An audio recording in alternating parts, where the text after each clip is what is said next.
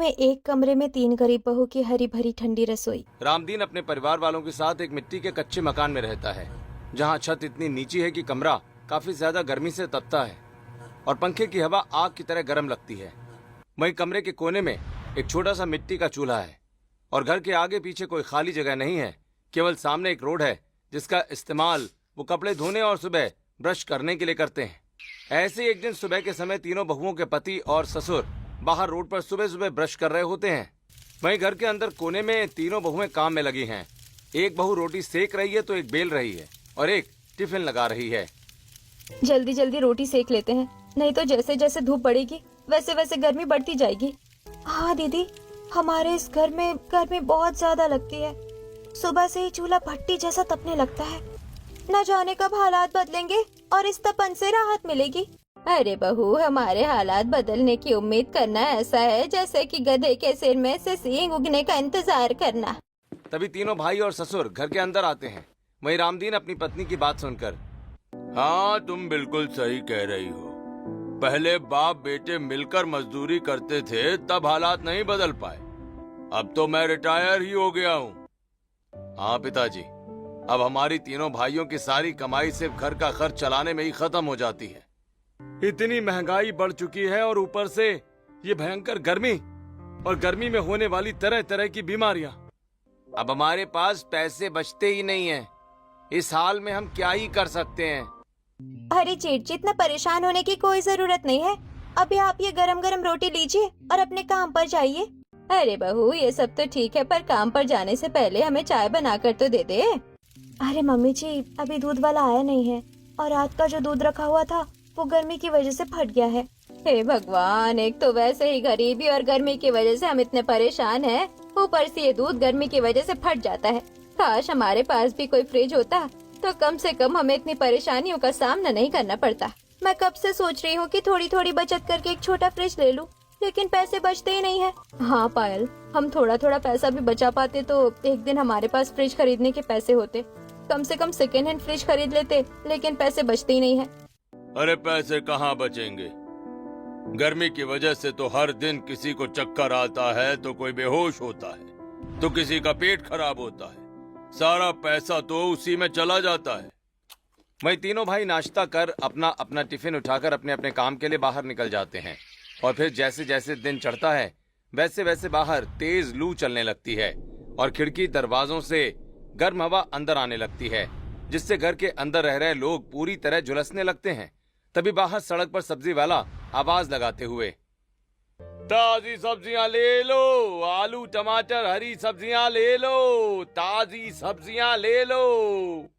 सब्जी वाले की आवाज सुनकर दिव्या बाहर जाकर सब्जी वाले से कुछ सब्जियां लेकर आती है।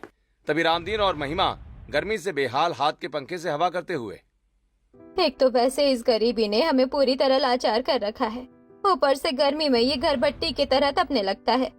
हाँ भगवान, इस मौसम में तो ये घर बिल्कुल नरक बन जाता है, फिर भी मजबूरी में हमें इसी में रहना पड़ता है। दिव्या उनकी बात को टाल देती है और घर के काम में लग जाती है। फिर दोपहर के समय महिमा दिव्या से, दिव्या बहुत प्यास लग रही है, कम से कम थोड़ा ठंडा पानी तो पिला। ठीक है माँ जी, मैं पड़ोसी के यहाँ से मांग कर ले आती हूँ। जिसके बाद दिव्या पड़ोसन के घर में जाकर पानी मांगती है। वहीं दिव्या की बात सुनकर पड़ोसन सुधा, क्या तुम लोग रोज रोज पानी मांगने आ जाते हो? अरे कुछ अपना इंतजाम क्यों नहीं कर लेते ठंडे पानी का? कम से कम एक छोटी सी फ्रिज ही ले लो। हाँ सुधा, मैं भी अपने घर के लिए फ्रिज लेने का सोच रही थी। अगर कोई हमारी थोड़ी मदद कर दे तो मैं उसे किस्तों में पैसे चुका दूंगी। तुम सलाह देने पर उल्टा मुझे ही मदद मांग रही हो। महिमा बाहर निकलकर ये सब देख लेती है और तुरंत सुधा के पास जाकर, बहू चलो यहाँ से, भगवान ने जो दिया है उसी में हम खुश रह लेंगे, लेकिन कभी किसी के आगे हाथ नहीं फैलाएंगे। जिसके बाद वो लोग अपने कच्चे घर में वापस आ जाती हैं और फिर दोपहर के 2 बजे बहुएं आग जलाकर दोपहर का खाना बनाने की तैयारी करने लगती हैं। चूल्हे की आग और बाहर की लू मिलकर पूरे कमरे को नर्क जैसा बना देती है। वहीं तीनों बहुओं और सास ससुर के कपड़े पसीने से तरबतर हो चुके हैं और छत से पंखे की हवा लू जैसी गर्म निकल रही होती है। अरे बहू, इस पंखे को तो बंद ही कर दे, ये हवा कम और लू ज्यादा फैला रहा है। ठीक है मम्मी जी, मैं अभी जाकर स्विच बंद कर देती हूँ। पायल जैसे ही पंखा बंद करने के लिए उठती है, अचानक तेज गर्मी के कारण उसका सिर घूमने लगता है। उसे चक्कर आ जाते हैं, वो गिरकर बेहोश हो जाती है। अरे छोटी, ये क्या हुआ? दीदी जल्दी जाओ, देखो छोटी चक्कर खाकर गिर गई है। पास ही आटा गूंथ रही दिव्या अपने गीले हाथों से पानी का कटोरा उठाती है और पायल के मुंह पर पानी के तेज छींटे मारती है। तभी पायल धीरे से होश में आते हुए, उफ, मेरा सिर बहुत तेज चकरा रहा है, मुझे बहुत कमजोरी लग रही है। इस भयंकर गर्मी में चूल्हे के पास खाना बनाते समय चक्कर आना और बेहोश होना तो अब हमारे लिए आम बात सी हो गई है। हाँ, अब ऐसी गर्मी में घुट घुट कर जीना हमारी मजबूरी बन गया है। जब हम किसी को अपनी परेशानी बताते हैं तो उन्हें ये सब बस एक मजाक लगता है। तभी दिव्या रसोई के कोने में सब्जी की टोकरी उठाकर देखती है कि सुबह जो सब्जियां ली थीं, वो पूरी तरह से मुरझाकर सड़ने लगी हैं। अरे एक तो इस गरीबी और गर्मी ने हमारे हालात खराब कर रखी है, ऊपर से ये सब्जियां भी इस गर्मी में 2 घंटे भी नहीं टिकती, पूरी खराब हो गई है। अब मैं क्या बनाऊं? अरे बहू, तू परेशान मत हो, तू तो बस चूल्हे पर सादी रोटी बना ले, मैं दुकान से थोड़ा अचार ले आती हूँ, आज उसी से काम चला लेंगे। महिमा बाहर चली जाती है और दिव्या चूल्हे के पास बैठकर रोटियां सेकने लगती है। तभी अचानक गर्मी के कारण दिव्या की आंखों के आगे अंधेरा आने लगता है और वो गिरने वाली होती है। अरे जेठानी जी, संभाल के, गिर मत जाना, यहाँ चूल्हे की आग है। अब तो मैं पूरी तरह से तंग आ चुकी हूँ इस नरक जैसी गर्मी से। हमारे घर में ऐसा कोई दिन नहीं जाता कि किसी एक को खाना बनाते हुए चक्कर न आए। तीनों बहुएं मिलकर जैसे तैसे दोपहर का खाना बनाती हैं और फिर पूरा परिवार मिलकर अचार रोटी खाता है और दोपहर की तपती हुई गर्मी में वो जमीन पर पुरानी चटाई बिछाकर सोने की कोशिश करते हैं, लेकिन उमस के कारण किसी को नींद नहीं आती और जगह कम होने की वजह से तीनों बहुएं बिल्कुल पास पास लेटकर बातें करते हुए, अरे कल्पना, अपना हाथ जरा उधर हटा, तू मेरे ऊपर हाथ क्यों रख रही है? एक तो वैसे इतनी भयंकर गर्मी है, ऊपर से तेरा ये भारी हाथ। अरे दीदी, मैं जानबूझकर नहीं रख रही हूँ, जगह इतनी कम है कि करवट बदलते ही मेरा हाथ आपके ऊपर आ गया। तभी कल्पना अपना हाथ हटाकर दूसरी तरफ करवट लेती है तो उसका मुंह सीधे पायल के चेहरे के सामने आ जाता है। पायल को उसकी सांसें बहुत गर्म महसूस होती हैं। अरे दीदी, मेरी तरफ मुंह करके मत सो, आपकी ये गरम गरम सांसें मुझ पर मत छोड़ो। एक तो ये घर पहले से ही नरक बना हुआ है, ऊपर से ये गरम सांसें। अरे बहू, आपस में लड़ो मत, गर्मी का मौसम है, थोड़ा एडजस्ट कर लो। अब हम और कितना एडजस्ट करें मम्मी जी, इस एक कमरे के मकान में सांस लेने तक की जगह नहीं बची है। ऐसे ही लड़ते झगड़ते और गर्मी से परेशान होते हुए उनका पूरा दिन बीतता है और फिर शाम के समय तीनों भाई दिहाड़ी करके घर लौटते समय रास्ते में रुकते हैं। तभी विकास अपने पैसे गिनता है। भैया, आप ये पैसे बार बार गिन क्यों रहे हैं? आप तो अच्छी तरह जानते हो कि मजदूरी से सिर्फ गर्मियों में घर वालों की दवाई और राशन आ सकता है। हाँ छोटे, गर्मी में ऐसा कोई हफ्ता नहीं जाता कि हमारे घर का कोई सदस्य बीमार ना पड़े। अगर इस बीमारी के पैसे किसी तरह बच जाएं तो हमारे पास कुछ पैसों की बचत हो सकती है। सही कह रहे हो भैया, बीमारी और राशन के बाद हमारे हाथ में 1 रुपया भी नहीं बचता कि हम अपने घर के हालात सुधार सकें।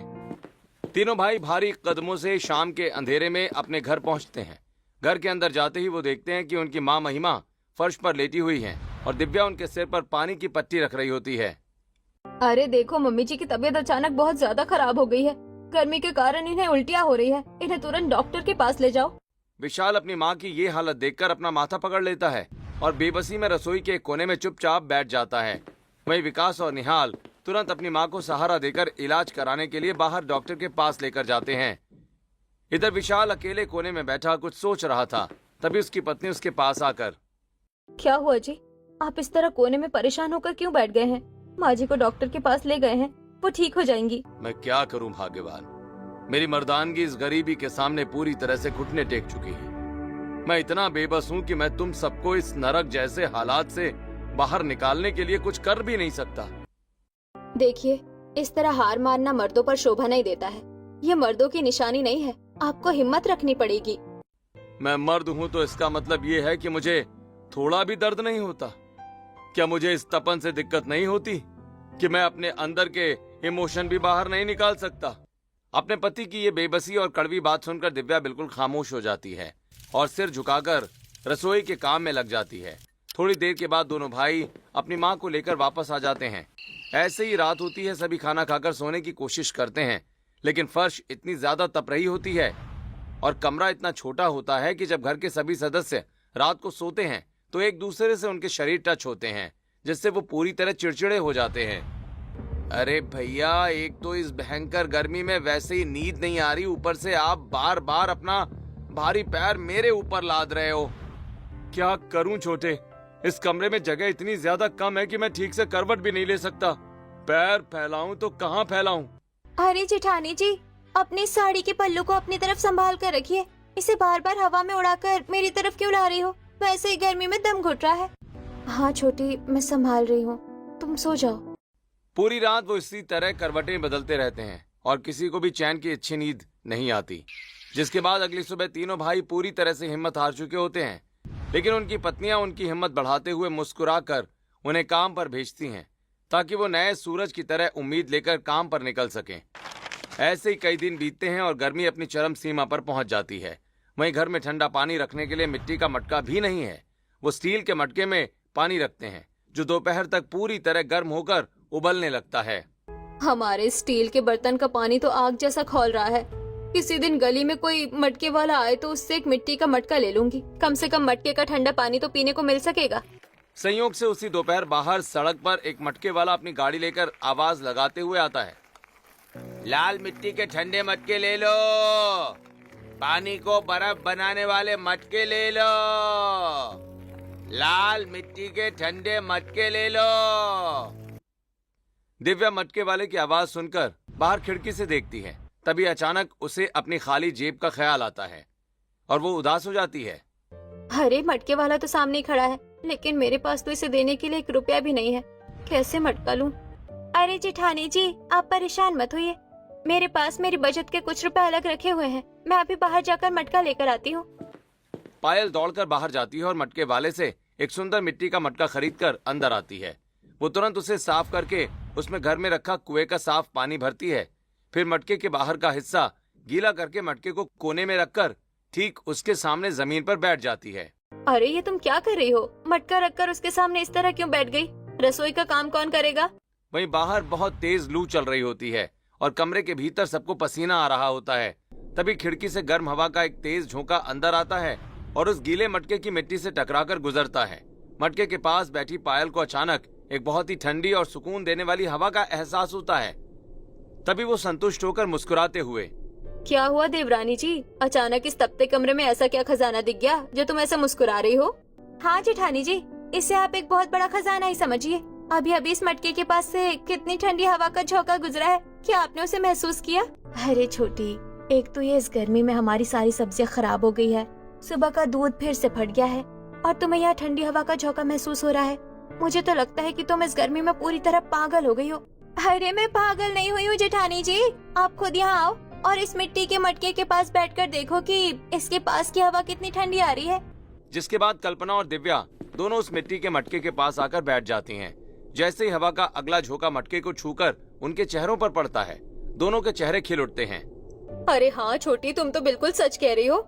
इस गीली मिट्टी के मटके के पास की जगह तो सचमुच बहुत ठंडी है। यहाँ बैठने से तो पसीना भी सूख गया।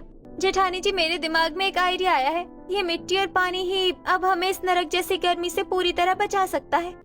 अरे छोटी बहू, ये कैसी बहकी बहकी बातें कर रही है तू? भला ये मामूली मिट्टी और पानी हमें इस तपती गर्मी से कैसे बचाएगा? मम्मी जी देखो, मटके में पानी है और मटके के पास से गुजरती हुई ठंडी हवा होकर हमारे पास आई है। तो क्यों ना हम अपने पूरे घर के आसपास बहुत सारे मटकों में पानी भर कर रख दें और घर के बाहर खिड़की पर ऐसे पौधे लगाए जो बेल वाले हो। उनसे छनकर आते हुई बाहर की गर्म हवा अपने आप ठंडी कूलर जैसी हो जाएगी। बहू, सपना तो तुम्हारा बहुत अच्छा है, लेकिन ये बहुत महंगा जुगाड़ है।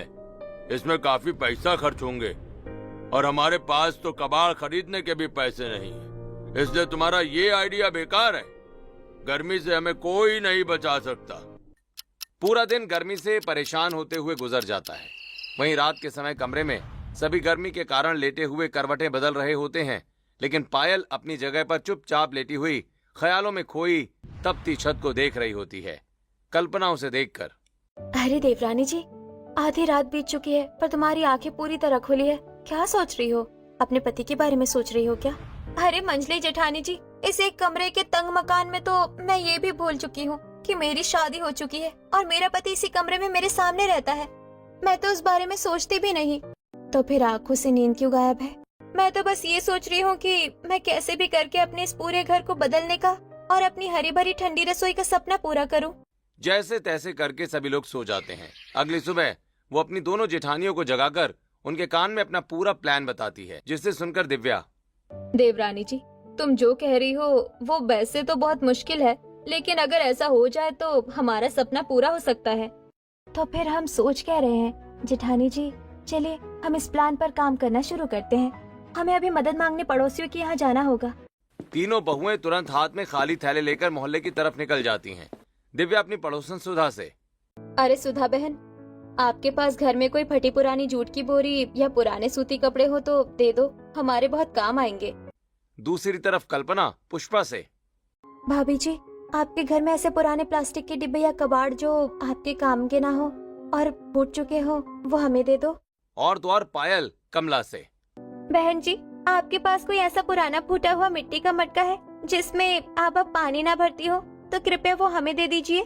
तीनों बहुएं भयंकर धूप में पसीना पोंछती हुई दोपहर तक पूरे मोहल्ले से कबाड़, जूट के बोरे, सूखी लकड़ियां, पुराने मटके और खस की पुरानी चटाइयां इकट्ठा करके अपने घर के सामने ढेर लगा देती हैं। तभी महिमा और रामदीन ये सब देखकर, अरे बहू, तुम तीनों दोपहर से इस कड़ी धूप में पूरा मोहल्ला छान रही हो। ये सब कबाड़ और फटे बोरे तुम किस लिए घर के सामने इकट्ठा करके लाई हो?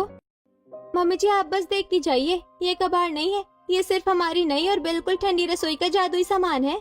तभी रास्ते से गुजरती हुई मोहल्ले की दो पड़ोसन कमला और पुष्पा रुक जाती हैं और उस कबाड़ के ढेर को देखकर हंसते हुए, पुष्पा बहन, जरा देखो तो इन लोगों को।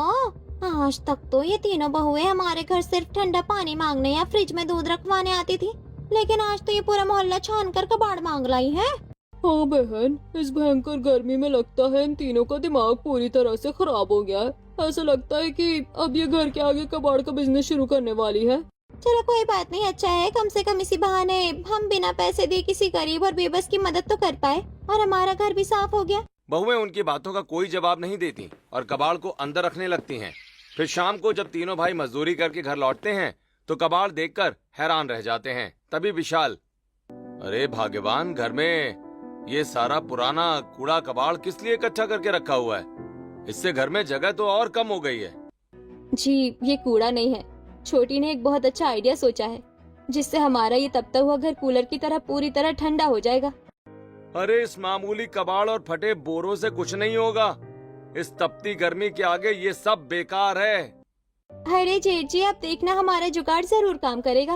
आप तीनों कल बस एक काम करना, जहाँ आप काम करने जाते हो वहाँ अगर खाली मिट्टी के गमले पड़े हो या कोई जालीदार लकड़ी हो, वो घर लेकर आना, वो हमारे बहुत काम का है।